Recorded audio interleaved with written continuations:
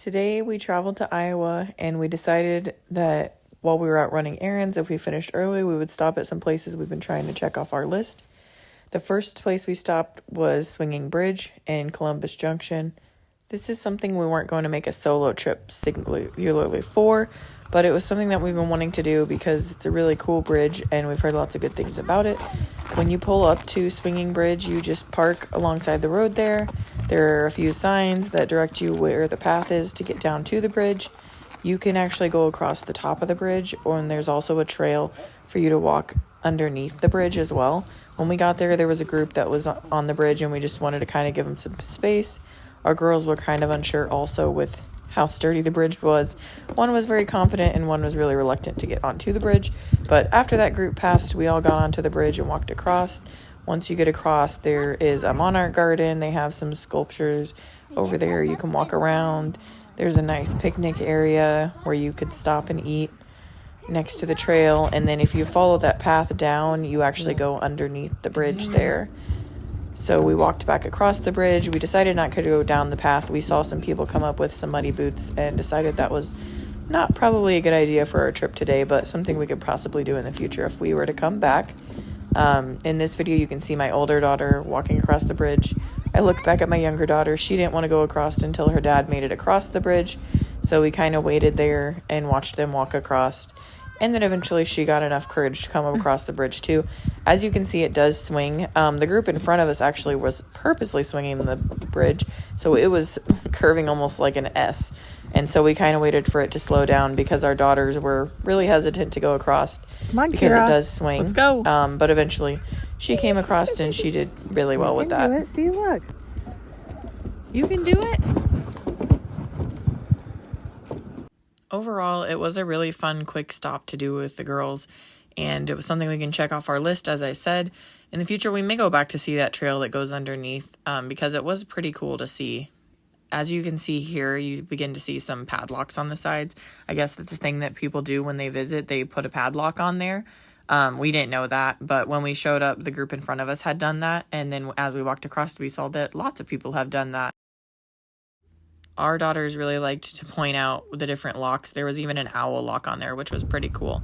So then we just walked back up to the top, and I kind of checked in with the girls to see if they liked it or not. Someone went under it and then shaked it. They didn't. It shakes when you walk on it. No, I did not like when you just walked on it. Did you like it?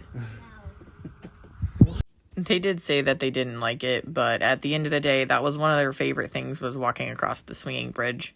So the next place we went to was about an hour and a half from where we had just stopped. It is in Oskaloosa, Iowa, and it's called Russell Wildlife Preserve.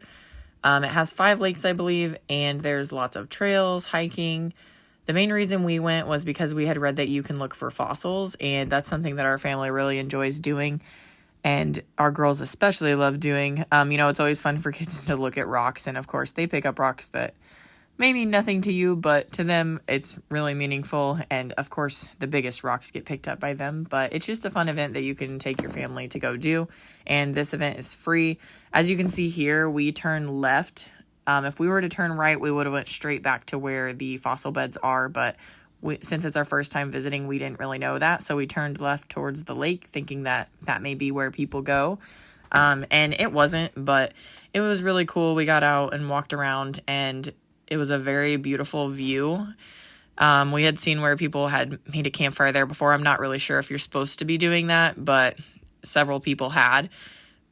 Here's a view of the lake and what it looks like. But yeah, this area used to be a rock quarry, and now it's a wildlife preserve. There's also a range in the area, so you may hear gunshots when you're there. That was something that kind of freaked out our youngest daughter because she heard weapons, but we reassured her and just told her, no, there's a range, and people are just over there doing that. They won't come near us.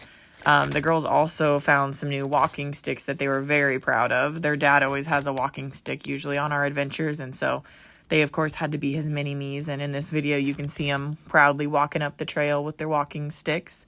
That was actually after we had looped back and gone back to where I said you would turn right.